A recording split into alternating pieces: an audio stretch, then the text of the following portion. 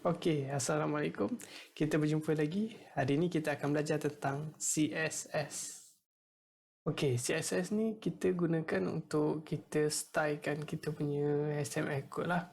Supaya dia, contohnya kita nak responsifkan dia supaya bila view dekat laptop dan juga phone dia nampak cantik. So macam kita nak customizekan dia punya button, kita nak tukar colour ke, kita nak kasih tulisan tu besar ke kecil ke, bold ke, jenis-jenis tulisan ke. So kita akan gunakan CSS. Okey, kod yang sebelum ni saya buka projek yang sebelum ni. So kod yang sebelum ni saya akan padam. Untuk kita menulis CSS punya kod dalam HTML, dekat ni kita akan tambah HTML punya tag, iaitu dipanggil style. Style ni untuk CSS punya kod lah. Dalam dia kita akan masukkan lah CSS. So okay, dekat sini saya create satu div. Saya tulis homepage bagi contoh. So dalam ni kita akan create kita punya CSS. Bagi contoh, kita tulis div, pembuka dan penutup. Dalam dia, style apa yang kita kita nak corakkan apa yang untuk div tu. So dekat sini, bagi contoh, background color dia saya nak ubah. So kita akan masukkan background color blue. Okay, kita save. And then bila kita run kita punya projek dekat localhost, kita akan nampak yang homepage tu background color dia ialah biru. So untuk kita debug, kita boleh inspect dia. Okay. So bila kita hover dekat sini, kita akan nampak lah dia akan tunjuk dekat div yang kita buat tu. So dekat sebelah kanan ni kita akan nampak CSS yang kita buat. Okay. Itu secara basic lah macam mana kita nak tulis CSS. So sekarang kita akan tengok lebih mendalam. Yang pertama kita tengok dia punya syntax dia. Syntax ni cara kita nak tulis kod dia lah. So yang pertama dekat depan ni kita akan ada selector. Selector ni ialah bahagian mana yang kita nak letakkan kita punya style tu. Kalau macam contoh yang saya buat ni, dia akan refer kepada div. So kalau dekat bawah ni ada div lain, di bawah ni pun ada div lain.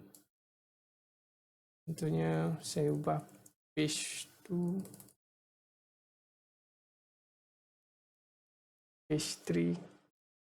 Jadi bila dekat CSS ni, bila dekat style ni saya selector dia ialah div. So semua yang mana div dia akan ada efek background dia akan berubah. Bila kita reload, dia akan semua biru. Okey, yang tu untuk selector.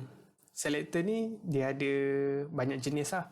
Kalau yang macam ni, kita select HTML punya tag.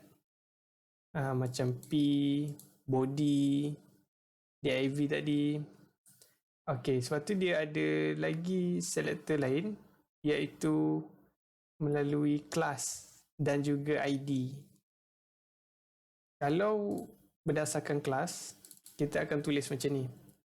Kalau kelas dia akan bermula dengan dot. Okay, contohnya yang ni title. So dekat HTML tag ni kita akan assign dia punya kelas sama dengan title. So bila kita save, yang background biru ni hanyalah homepage. Sebab kita punya CSS ni selector dia ialah kelas title. Yang mana tiada kelas title, dia tak akan implement lah background color biru ni. Okey, itu untuk kelas. Untuk ID, dia punya simbol di depan kita ubah kepada hashtag. Itu untuk ID. So contohnya ID subtitle. Saya copy. Yang ni tadi kita dot title. Okay, saya buat macam tu supaya nampak dia punya perbezaan. So bawah ni kita pakai ID. ID subtitle. Yang ni kita ubah kepada merah, red, and ID class. Okay, bila kita save, bila kita reload, okay, yang pakai ID subtitle dia akan baca untuk CSS ID subtitle ni lah. Kalau untuk title, dia akan baca yang title punya. So yang tu cara kita guna selector HTML, class dan juga ID. Okay, itu untuk selector. So dalam dia pula kita ada property dan juga dia punya value dia. So property ni apa yang kita nak ubah lah. Value ni value untuk yang kita nak ubah tu. So macam yang contoh yang saya bagi ni, saya nak ubah background color, property dia saya tulis background dash color. Kalau macam kita nak ubah text punya color, kita akan tulis color. Dan kalau macam kita nak tambah image, kita akan guna background image. Dan ada banyak lagi lah yang kita akan gunakan untuk kita cantikkan kita punya website. Okay, sekarang kita akan tengok macam mana cara nak komenkan kod dalam CSS. So, cara untuk komenkan kod dalam CSS dia sama je macam PHP. Dia ada dash star dash. Okay, so dalam ni ialah dia punya komen lah. Comment here. So, kita boleh komen multiple line juga macam PHP bila guna slash star slash. So tu cara untuk kita nak komenkan kod ataupun kita nak tulis kita punya note dalam CSS punya kod. Okay, itu yang kita perlu tahu untuk CSS. So sekarang kita akan tengok beberapa cara style yang kita kerap guna dalam CSS. So saya buka balik komen ni. Okay. Yang pertama kita dah tengok macam mana fungsi background color. Sekarang kita try ubah dia punya text punya color. So saya akan guna color double dot. Sebab tadi dah black dia punya default dia, so saya ubah kepada white lah. Save, refresh. So dia akan ubah kepada putih. Sebab saya dah buat color dia iaitu putih. Okey, yang seterusnya kita letak margin. Yang ni kita kerap juga akan guna. Margin kita letak 10 pixel contoh.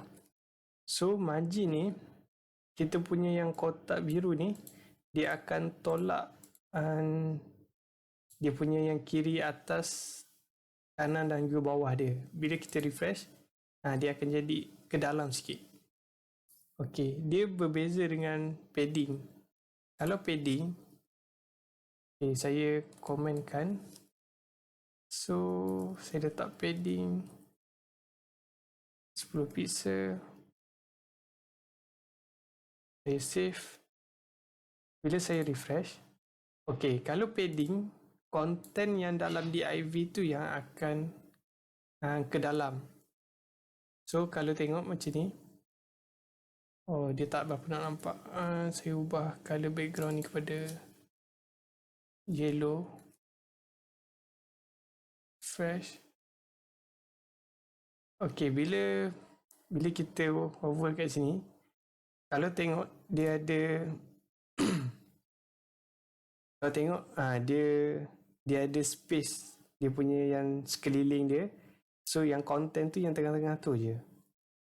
Jadi konten dia duduk kat tengah-tengah ni. Dia yang atas bawah kiri kanan ni dia ada space. So kalau margin,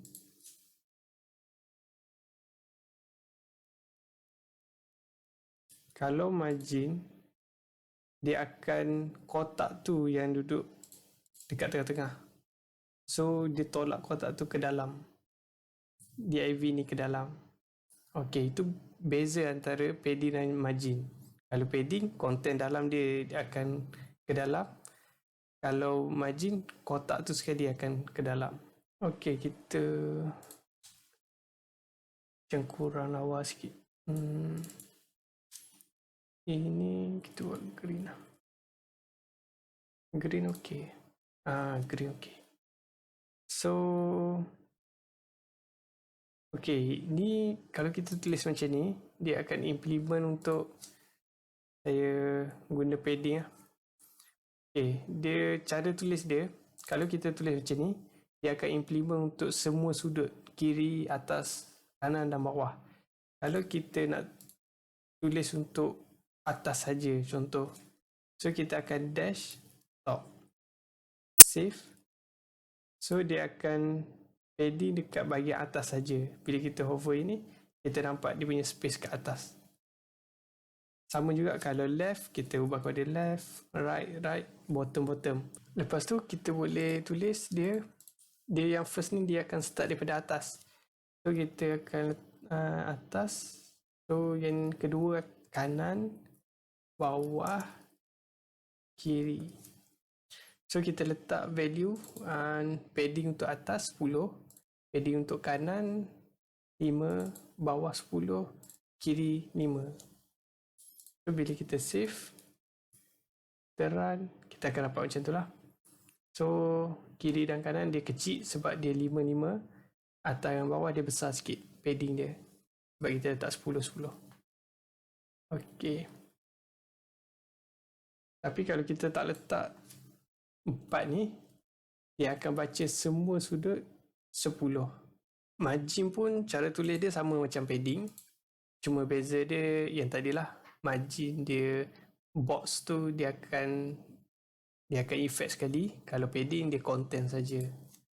Okey, so seterusnya kita akan tengok tentang width dan height. So yang ni kita macam biasalah, kita boleh setkan kita nak berapa panjang dia punya width. Contohnya yang ni saya letak 100, dia akan jadi macam tu. Dan height 500. So bila kita save, dia jadi macam tu lah, 500. Okay, mungkin 100. So ni dia punya width dan juga height dia.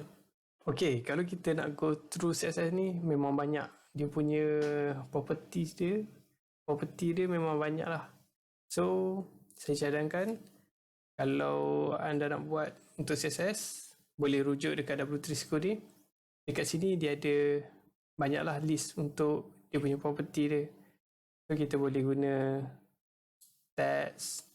So text ni, okay, ni cara nak ubah color yang macam saya dah tunjuk tu. Text align, macam kita nak centerkan ke text tu dia ke kiri ke kanan. And font kita boleh ubah, kita nak font jenis apa. Kita boleh letak icon, kita boleh outline kan dia. Ada banyak lagi lah jenis-jenis dia. So anda boleh go through W3 punya CSS, ataupun kalau jumpa laman web lain pun boleh juga belajar. Tapi saya prefer W3 lah, senang nak faham sikit. Okay, sampai di sini dulu video saya. So next kita akan discuss tentang PHP. So untuk PHP saya akan fikir untuk create satu fully website yang ada create, edit, delete. Kita akan belajar cara nak guna section. Saya akan buat satu complete website lah. Saya akan terangkan daripada mula sampai akhir, macam mana nak guna PHP, nak gabungkan sekali dengan HTML code, lepas tu nak cantikkan guna CSS, dan mungkin akan guna juga JavaScript sikit. So kita akan jumpa lagi di video akan datang. Terima kasih. Okey, sampai di sini dulu video saya. Jangan lupa like, share dan tinggalkan komen anda. Terima kasih. Assalamualaikum.